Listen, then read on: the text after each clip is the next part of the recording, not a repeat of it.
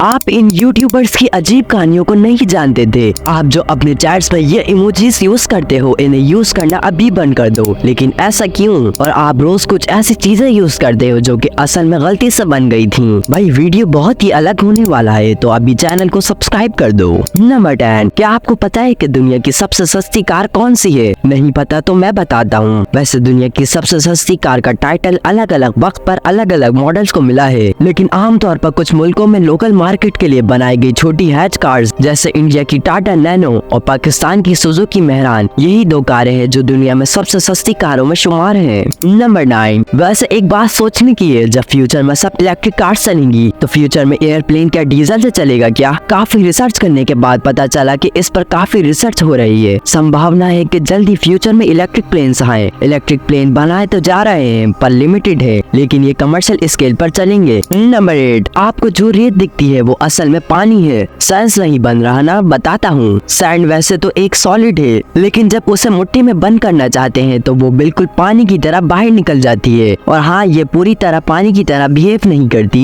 लेकिन एक ऐसी सिचुएशन है जिसमें सैंड जो है वो पूरा पानी की तरह बन जाती है। सैंड के अंदर एयर को मिलाया जाता है तो पानी की तरह बिहेव करता है। अगर आपको यकीन नहीं हो रहा तो इस चीज को देख लो। इसे फ्लूइडोसाइज सैंड कहा जाता है और इसमें आप अगर कोई भी ऑब्जेक्ट रखोगे तो वो बिल्कुल ऐसा ही बिहेव करेगा जैसे कि वो पानी के ऊपर हो। यहाँ तक कि आप अपना हाथ भी इसके ऊपर डालोगे तो वो पानी की तरह बिल्कुल अंदर चले जाएगा। ऐसा इसलिए होता है जो एयर है वो सैंड को सेटल नहीं होने देती, इसलिए ये पानी की तरह बिहेव करता है। नंबर 7, आप जो इमोजीज यूज करते हो इनके एक्चुअल मतलब आप नहीं जानते। आप इनको यूज तो करते हो लेकिन आपको इनका मतलब सही तरीके से नहीं पता। जैसे कि ये हाथ जोड़ने वाला इमोजी, हमें लगता है कि इसे प्रेयर के लिए बनाया गया था, तो ऐसी बात नहीं है। ये एक्चुअल में हाई फाई करता हुआ इमोजी है। इसके बाद ये जो ग्राइंड फेस वाला इमोजी लगता है, ये एक्चुअली में लोग सैड या अजीब फील करने पर यूज करते हैं, पर ये रियलिटी में एक्सट्रीमली हैप्पी, ये बहुत सारा स्माइल करने वाला इमोजी है। और ये वाला जो इमोजी है, हमें लगता है कि ये रोने वाला इमोजी है,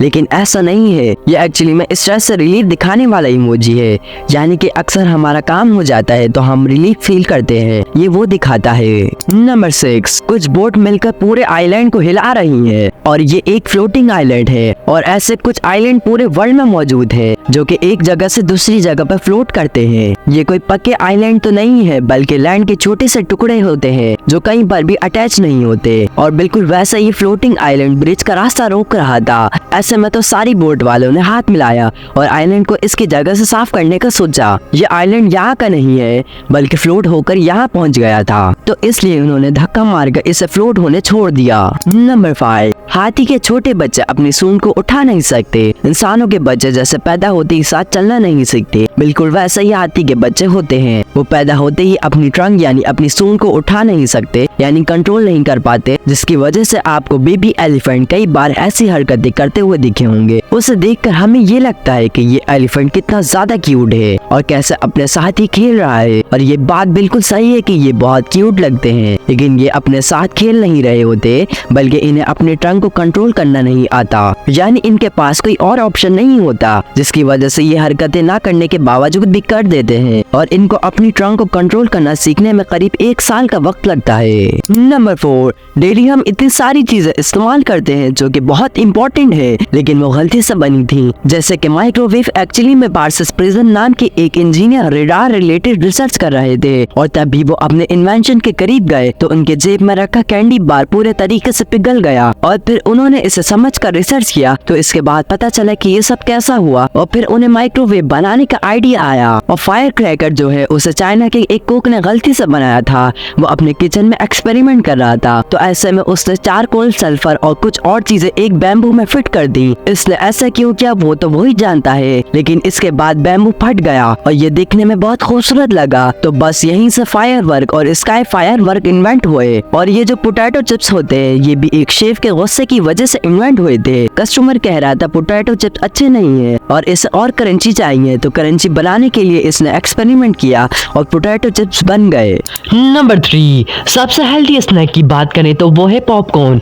ये सुनकर तो लगता नहीं, लेकिन ये सच है, क्योंकि पॉपकॉर्न जो है वो आपकी बोन्स को स्ट्रॉन्ग बनाता है, मसल बिल्ड करता है। इसके साथ ये आपके टिश्यू के लिए भी बहुत सही रहता है। और अगर आप इसका अनफ्लेवर्ड वर्जन खाते हो, यानी कि बस जिसमें इसमें सॉल्ट होता है और थोड़ा सा बटर होता है, तो ये आपके दांतों के लिए बहुत हेल्दी होता है। हाँ, बाहर जो नॉर्मल पॉपकॉर्न होते हैं वो इतने हेल्दी नहीं होते, क्योंकि इसमें बहुत ज्यादा बटर और अलग फ्लेवरिंग के साथ इस्तेमाल किया जाता है। और नॉर्मल पॉपकॉर्न काफी हेल्दी होते हैं और इसे खाने पर बिल्कुल ऐसा फील नहीं होता जैसे हम कुछ हेल्दी खा रहे हों।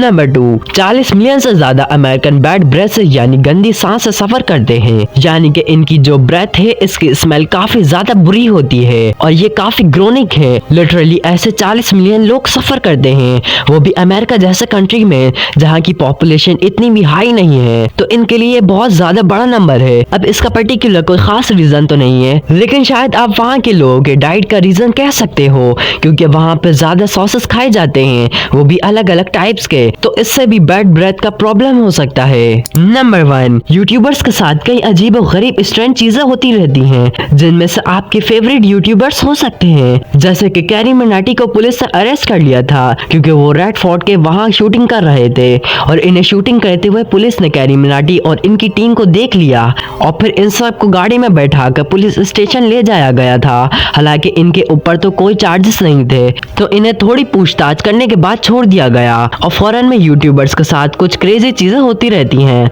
जैसे कि ये आदमी प्रैंक वीडियो शूट कर रहा था, लेकिन इसे ये नहीं पता था कि सामने वाला आदमी कोई नॉर्मल आदमी नहीं है, बल्कि ये काफी खतरनाक है। इस बंदे ने ऑलमोस्ट गन निकाल दी थी और इस बंदे को शूट करने की धमकी दे रहा था। फिर ये प्रैंक चिल्ला चिल्लाकर भागने लगा। कई बार ऐसे प्रैंक्स गलत चले जाते हैं।